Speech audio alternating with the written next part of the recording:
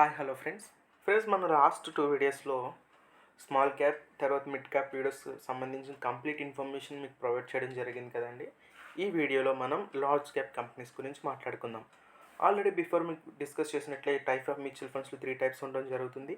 So, మీకు ఇది అంతా కూడా ఎందుకు రిపీట్ చేస్తున్నానంటే, మీరు ఎప్పుడైనా సరే మ్యూచువల్ ఫండ్స్‌లో ఇన్వెస్ట్ చేసేటప్పుడు ఈ పాయింట్స్ అన్నీ కూడా మీరు రివైజ్ చేయాల్సి ఉంటుంది సార్. అంటే మీరు బిఫోర్ యాస్ ఏ రిటైల్ ఇన్వెస్టర్‌గా మీరు ఇన్వెస్ట్ చేసేటప్పుడు ఖచ్చితంగా మీరు ఈ పాయింట్స్‌ని మీరు గుర్తుంచుకోవాలి సార్. ఓకేనా అండి?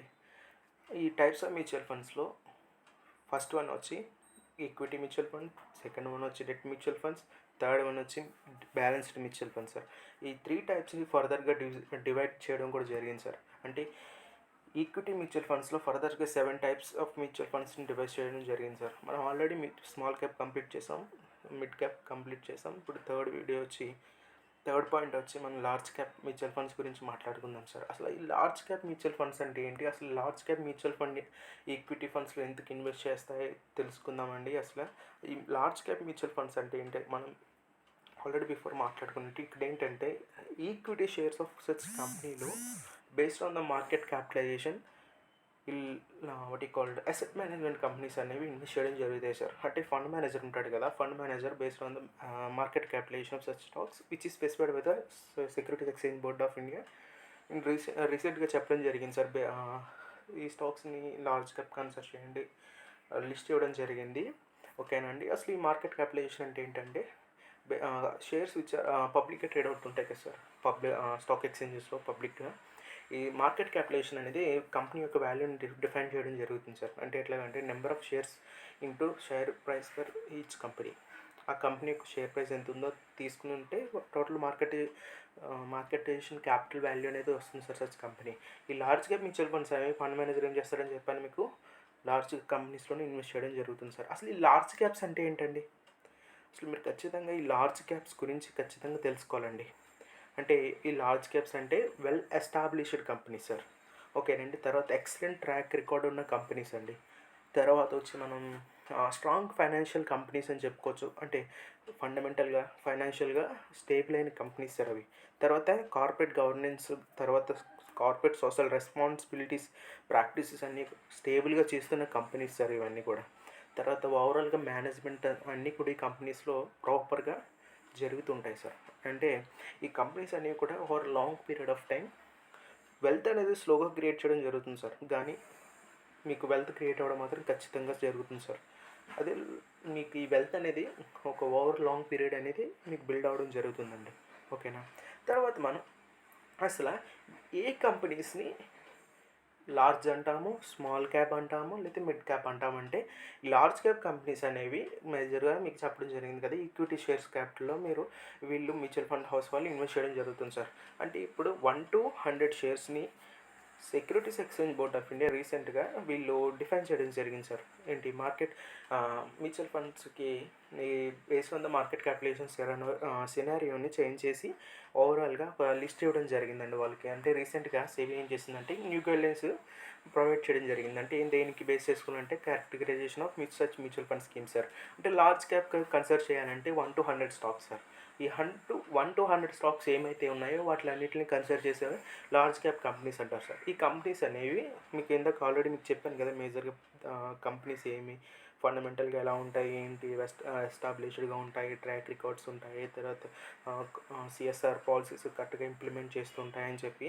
తర్వాత మిడ్ క్యాప్ కంపెనీస్కి మీరు ఇక్కడ చూడొచ్చు 101 నుంచి 250 వరకు, స్మాల్ క్యాప్ వచ్చి 250 అబవ్ ఉన్న కంపెనీస్ అన్నీ కూడా స్మాల్ క్యాప్ కంపెనీస్ కింద రేట్ చేశారండి. తర్వాత వచ్చి మనం అసలు ఏ ఇండివిజువల్ ఈ లార్జ్ క్యాప్లో ఇన్వెస్ట్ చేయొచ్చు అంటే, మీకు ఆల్రెడీ ఈ పాయింట్ నేను బిఫోర్ 2 వీడియోస్లో కూడా చెప్పడం జరిగిందండి. స్మాల్ క్యాప్, మిడ్ క్యాప్లో కూడా. అంటే ఒక ఇన్వెస్టర్ అగ్రెసివ్గా రిటర్న్ కావాలి, అగ్రెసివ్గా రిస్క్ తీసుకుంటే స్మాల్ క్యాప్ అని చెప్పాను. ఒకవేళ మోడరేట్ రిస్క్ ఉండి మోడరేట్ రిటర్న్ ఉండాలంటే మిడ్ క్యాప్ అని చెప్పాను కదండి. ఇప్పుడు ఒకవేళ ఇన్వెస్టర్స్ ఏంటంటే రిస్క్ తీసుకోవడానికి ముందుకు రారు సార్. ఏంటంటే మరీ రిస్క్ ఉండాలి కానీ మరీ అంత కాదు, అంటే వెరీ స్మాల్, అంటే తక్కువ. నేను ఇక్కడ మీకు ఖచ్చితంగా చెప్పగలను సార్. ఇక్కడ ఈ 3 types of mutual funds, equity mutual funds అనేవి all are subject to market risk sir. అట్లా రిస్క్ జీరో అని నేను చెప్పట్లేదు అసలు. ఏంటంటే ఇక్కడ as compare to the small and mid cap, large cap companies are less volatile and less risk and low return as well as it gives the low return sir. ఓకేనా? మీకు అర్థమైందండి అసలు ఏ ఇండివిజువల్లో తీసుకోవచ్చు అంటే ఒక ఇన్వెస్టర్ ఎవరైతే తక్కువ రిస్క్ తీసుకోవాలనుకుంటున్నాడో తీసుకుంటే ఒకవేళ తక్కువ రిస్క్ తీసుకుంటే తక్కువ రిటర్న్ వస్తుంది అతనికి. ఓకేనా అండి? తర్వాత మనం కొన్ని థింగ్స్ అయితే కన్సిడర్ చేయాల్సి ఉంటుంది sir. As a investor, mutual fund investor ఏం చేయాలంటే లార్జ్ క్యాప్ మ్యూచువల్ ఫండ్స్లో ఇన్వెస్ట్ చేసేటప్పుడు కొన్ని పాయింట్స్ని కన్సిడర్ చేసుకోవాలి. అతను ఈ పాయింట్స్ని ఒక ఫండ్ని సెలెక్ట్ చేసి ఇన్వెస్ట్ చేసేటప్పుడు ఈ థింగ్స్ని మీరు కన్సిడర్ చేయాల్సి ఉంటుంది సార్. ఫస్ట్ వన్ వచ్చి expense ratio sir. Expense ratio అంటే ఏంటంటే అండి సింపుల్ సార్. మీ అమౌంట్ పట్టుకెళ్ళి ఫండ్ మేనేజర్కి ఇస్తారు. ఆ ఫండ్ మేనేజర్ ఏం చేస్తాడు, అతని టీంతో కలిపి ఓవరాల్ మార్కెట్ రీసెర్చ్ చేసి బెస్ట్ ఇన్స్ట్రుమెంట్స్ లేదా బెస్ట్ కంపెనీస్ ఏమున్నాయో వాటిని అనలైజ్ చేసి వాటిలో అతను ఇన్వెస్ట్ చేయడం జరుగుతుంది. ఈ వర్క్ చేసినందుకు అతనికి సమ్ అమౌంట్ ఆఫ్ ఫీ అతను ఛార్జ్ చేస్తాడు సార్. దాన్నే ఎక్స్పెన్స్ రేషియో కింద ట్రీట్ చేస్తాడు అతను. ఓకేనా అండి? As per securities exchange board of India ఏం చేసిందంటే ఈ పర్సంటేజ్ ఆఫ్ ఎక్స్పెన్స్ రేషియో అనేది 2.5% మించి ఎక్కువ ఉండకూడదు సార్. ఓకేనండి? అంటే బిలో 2.5% ఉండాలి. అంటే ఇప్పుడు ఒకవేళ మీరు బిలో 2.5 అంటే 2% ఎక్స్పెన్స్ రేషియో తీసుకుంటే మీరు నష్టపోతారు సార్. లాంగ్ రన్లో మీ ఫ్రాడ్స్ అని మీకు వచ్చిన ప్రాఫిట్స్ని మేజర్గా వాళ్ళు ఎక్స్పెన్స్ రేషియో ఛార్జ్ చేస్తుంటారు ఎక్కువ. అలా కాకుండా మీకు తక్కువ కావాలనుకుంటే మీకు ఆల్వేస్ సెలెక్ట్ లో ఎక్స్పెన్స్ రేషియో స్టాక్స్ సార్. ఓకేనండి? లో expense ratio mutual funds sir. వీటినే సెలెక్ట్ చేసుకోవాలని చెప్పి మీకు చెప్తున్నానండి. తర్వాత వచ్చి రిస్క్ గురించి మాట్లాడుకోవాలి సార్. ఇందాక మనం మాట్లాడుకున్నాం అంటే ఒక పర్సన్ లో రిస్క్ క్యారీ చేస్తే ఏమవుతుంది, లో రిటర్న్ రావడం జరుగుతుంది. అంటే ఏంటి, ఇక్కడ మనం లార్జ్ క్యాప్లో మనం కన్సిడర్ చేసుకుంటే low risk low return as well as the low volatility. Sir మీరు రీసెంట్గా చూసుంటారు లాస్ట్ 3-4 డేస్లో మార్కెట్ మీరు చూసారు కదా. అంటే ఏమైంది, మిడ్ క్యాప్ కానీ స్మాల్ క్యాప్ కానీ మేజర్గా నియర్లీ 5-6% వరకు పడడం జరిగిందండి. అంత వాలటిలిటీ అనేది ఈ లార్జ్ క్యాప్ కంపెనీస్లో ఉండదు సార్. అంటే మీకు అర్థమైందండి. అంటే ఇప్పుడు నెట్ అసెట్ వాల్యూ ఉందనుకోండి సార్. నెట్ అసెట్ ఇప్పుడు మ్యూచువల్ ఫండ్స్లో ఎన్ఏవి అంటారు కదా, ఆ ఎన్ఏవిని అంతగానో ఫ్లక్చువేట్ అవ్వదు sir as compare to the small and mid cap companies. Small cap and mid cap mutual funds NAV. ఓకేనండి?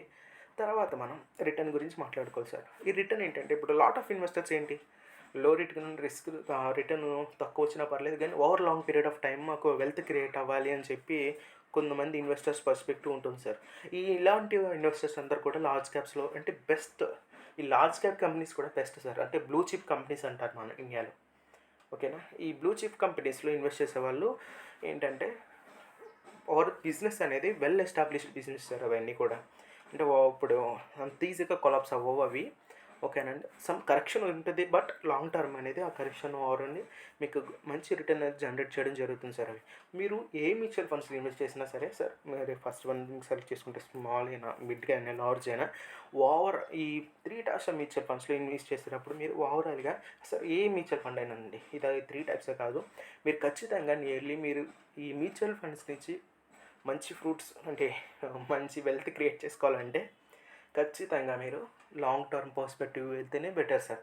మీరు ఇన్ కేస్ మీ 5 ఇయర్స్ లేదా 3 ఇయర్స్ ఇన్వెస్ట్ చేద్దాం అనుకుంటే మ్యూచువల్ ఫండ్స్లో ఇన్వెస్ట్ చేయొచ్చు సార్.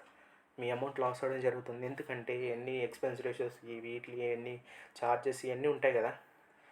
కానీ మీరు పెద్ద వెల్త్ క్రియేట్ చేసుకోలేరు. ఈ స్మాల్ షార్ట్ టర్మ్కి మీరు ఇన్వెస్ట్ చేయాలనుకుంటే మ్యూచువల్ ఫండ్స్లో never do that thing sir. Go head for long term investments in mutual funds sir. Nearly 20+ years అయితే సజెస్టెడ్ సార్. నేనైతే 30 ఇయర్స్ ప్లస్ అని చెప్తాను మీకు. ఓకేనండి? నేను కూడా ఆల్రెడీ ఇలా ఇన్వెస్ట్ చేస్తున్నాను సార్. నేను ఎంత నష్టమైనా కష్టమైనా సరే ఆ ఫండ్స్ నేను బయటికి తీయను సార్. ఆ మార్కెట్ ఎంత పడిపోయి మార్కెట్ ఎంత వెళ్ళిపోయి, ఎందుకంటే మార్కెట్ పడిపోయినా పెరిగినప్పుడు కూడా నేను ఇన్వెస్ట్ చేసేటప్పుడు ఆ అమౌంట్ అనేది సిప్ ద్వారా చేస్తున్నాను కాబట్టి యావరేజ్ అవ్వడం జరుగుతుంది ఖచ్చితంగా. నేనైతే 25+ to 25+ or 30+ ఇయర్స్ నేనైతే అలా కంటిన్యూగా ఇన్వెస్ట్ చేద్దామని డిసైడ్ అయ్యి ఇన్వెస్ట్ చేయడం జరుగుతుంది సార్. ఓకేనండి? తర్వాత మనం ఈ ట్యాక్స్ ఇంప్లికేషన్స్ అనేవి ఎలా ఉంటాయో మనం తెలుసుకోవాలండి. అది మేజర్గా 3 టైప్స్ మీకు ఆల్రెడీ లాస్ట్ 2 వీడియోస్లో కూడా చెప్పడం జరిగిందండి. స్మాల్ అయినా మిడ్ క్యాప్ అయినా లార్జ్ అయినా సరే మీరు అమ్మిన తర్వాత వచ్చే క్యాపిటల్ గెయిన్, అంటే మ్యూచువల్ ఫండ్స్ మీరు అమ్మిన తర్వాత వస్తుంది గెయిన్ కదండి. అంటే సమ్ అమౌంట్ మీకు ప్రాఫిట్స్ వస్తాయి కదా, ఆ ప్రాఫిట్స్నే వచ్చి దాన్ని క్యాపిటల్ గెయిన్ అంటారు సార్. ఈ క్యాపిటల్ గెయిన్ ఎలా విధిస్తారంటే based on your holding period sir. ఈ హోల్డింగ్ పీరియడ్ అంటే ఏంటంటే మీరు కొన్న దగ్గర నుంచి అమ్మిన దగ్గర వరకు ఉంటుంది కదా సార్. సమ్ టైం అంటే ఇన్వెస్ట్మెంట్ ఆరిజిన్ అంటారు. ఆ ఇన్వెస్ట్ ఆరిజిన్ టైంలో మీరు హోల్డ్ చేసిన పీరియడ్ మ్యూచువల్ ఫండ్స్లో షార్ట్ టర్మ్ అంటే ఇప్పుడు లెస్ దెన్ 12 మంత్స్ మీరు ఇన్వెస్ట్ చేసి అమ్మి ఉంటే కనుక short term capital gain at the rate of 15% charge చేయడం జరుగుతుంది సార్.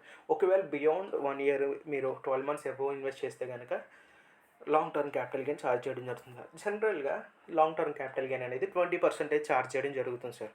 కానీ ఈ మీరు ఎప్పుడైతే ఈక్విటీ షేర్స్ కానీ మ్యూచువల్లీ ఓరియంటెడ్ మ్యూచువల్ ఫండ్స్లో ఇన్వెస్ట్ చేస్తే కనుక మీకు 10% అనేది long term capital gain charge చేస్తారు సార్.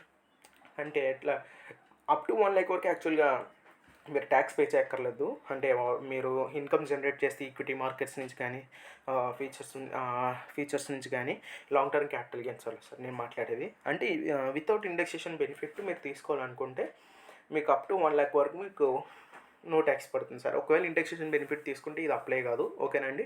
తర్వాత మనం మీరు లార్జ్ క్యాప్ మ్యూచువల్ ఫండ్స్లో ఇన్వెస్ట్ చేసేటప్పుడు మీకు చెప్పడం జరిగింది సార్. ఇప్పుడు చాలా different types of asset management companies will provide the different types of different types of mutual funds, or as well as they also provide the new fund offers sir. అంటే lot of large cap mutual funds అనేవి మార్కెట్లో మీకు ఉంటాయి sir. ఓకేనా. ఇవి మీరు best selection చేసుకోవాలంటే కొన్ని క్రైటీరియాస్ ఉంటాయి సార్, కొన్ని పారామీటర్స్ కన్సిడర్ చేసినప్పుడే అసలు యాక్చువల్గా మీ ఫండ్ మేనేజర్ వర్క్ చేస్తాడు. ఏంటి అతను వర్క్ పరంగా ఏంటి బెస్ట్ కంపెనీ చూసుకుంటాడు, మీకు ఆప్టిమమ్ రిటర్న్ ఇవ్వాలని చెప్పి అతను ఖచ్చితంగా వర్క్ చేస్తాడు. కానీ ఇక్కడ మీరు కన్సిడర్ చేయాల్సింది మీకు చెప్పాను కదా, రిస్క్ మీరు తీసుకోవాలి, రిటర్న్ గురించి మీరే ఆలోచించాలి, ఎక్స్పెన్స్ రేషియో గురించి మీరు ఆలోచించాలి, ఇన్వెస్ట్మెంట్ ఆరిజిన్ అనేది మీ చేతుల్లోనే ఉంటుంది కదా. ఇవన్నీ పారామీటర్స్ మీరు కన్సిడర్ చేయాల్సి ఉంటుంది సార్. ఓకేనండి. ఇవి ఏమి కన్సిడర్ చేయకుండా, లేకపోతే ట్యాక్స్ గురించి మీకు తెలుసుకోవాలి. వీటిలన్నిటి గురించి తెలుసుకున్న తర్వాత ఈ మ్యూచువల్ ఫండ్స్లో మీరు ఇన్వెస్ట్ చేయాల్సి ఉంటుంది సార్. ప్రతిదీ కూడా మీరు అనలైజ్ చేయాలి. ఈ ఫండ్ ఎంత లాస్ట్ ఇయర్ ఎంత ఇన్వెస్ట్ చేసింది, ఎంత రిటర్న్ ఇచ్చింది, ఎంత రిస్క్ ఉంటుంది ఇందులో. అంటే ప్రతి కంపెనీ కూడా సేమ్ కంపెనీస్లో ఇన్వెస్ట్ చేయడం జరగదు సార్. ఇప్పుడు మీకు 100 కంపెనీస్ అని చెప్పా, ప్రతి కంపెనీ 100 కంపెనీస్లో ఇన్వెస్ట్ చేయడం జరగదు sir. Based on fund size of such asset management best stocks select చేసి అందులో ఇన్వెస్ట్ చేయడం జరుగుతుందండి వాళ్ళు. ఓకేనండి. తర్వాత మనం best large cap mutual funds ఏమన్నా తెలుసుకోవాలండి సార్. ఇక్కడ మీరు చూస్తున్నారు కదా different types of asset management companies. మీరు బేజర్గా ఇవి పాపులర్ సార్ మన ఇండియాలో. బెస్ట్ వీళ్ళు రిటర్న్స్ అనేవి జనరేట్ చేస్తుంటారు, కానీ సేమ్ అయితే రిటర్న్ ఉండదు, వ్యారీ అవుతూ ఉంటుంది వీళ్ళంతా కూడా. మ్యూచువల్ ఫండ్ స్కీమ్స్ సంబంధించిన రిటర్న్స్ అన్నీ కూడా. ఓకేనండి. మీకు బెస్ట్ మీకు కావాలనుకుంటే మీరు వెళ్ళి చెక్ చేసుకోండి సార్. మీరు మీ బ్రోకర్కి సంబంధించిన పేటిఎం మనీ కానీ, జీరో ద కాయిన్ అయితే ఇంకా తర్వాత పేటిఎం మనీలో కానీ మీరు వెళ్ళి చెక్ చేసుకోండి సార్. Simple sir. మీరు అక్కడ వెళ్ళి HDFC లార్జ్ క్యాప్ ఫండ్ అని కొట్టండి, సింపుల్గా మీకు పైన వచ్చేస్తుంది. వీటిలన్నింటినీ మీరు కంపేర్ చేసుకోండి సార్. లేకపోతే లార్జ్ క్యాప్ మ్యూచువల్ ఫండ్ అని కొట్టండి సార్, పైన వస్తుంది మీకు సర్చ్ ఇంజన్లో. వెంటనే మీరు దాన్ని సెలెక్ట్ చేసుకుని మీరు కంపారిజన్ చేసుకోండి సార్. బెస్ట్ ఏది ఉంది, లో ఎక్స్పెన్స్, రిస్క్ పరంగా, రిటర్న్ పరంగా, ఇన్వెస్ట్మెంట్ ఆరిజిన్ మీ చేతిలో ఉంటుంది. అంటే మీరు ఇన్వెస్ట్ చేసేయాలంటే లాంగ్ టర్మ్ అయితే ప్రాస్పెక్ట్గా అక్కడ రిటర్న్స్ కూడా చూపిస్తారు వాళ్ళు. Over period of time 5 years ఉంచితే ఎంత రిటర్న్ వస్తుంది, 10 years ఉంచితే ఎంత రిటర్న్ వస్తుంది, 3 years ఉంచితే ఎంత రిటర్న్ వస్తుంది, 1 year ఉంచితే ఎంత రిటర్న్ వస్తుందో వాళ్ళు పర్టికులర్గా మెన్షన్ చేస్తూ ఉంటారు. అది subject to market risk sir. అవి వ్యారీ అవుతూ ఉంటాయి. అలాగే అప్రాక్సిమేట్గా వాళ్ళు రిప్రజెంట్ చేస్తూ ఉంటారు సార్. ఓకేనండి. సార్ మీకు ఈ వీడియో మీకు నచ్చినట్లయితే మీ ఫ్రెండ్స్తో షేర్ చేసుకోండి. అలాగే ఆ వర్క్ని మీకు నచ్చినట్లయితే లైక్ చేయండి సార్. మర్చిపోకుండా లైక్ అయితే మేము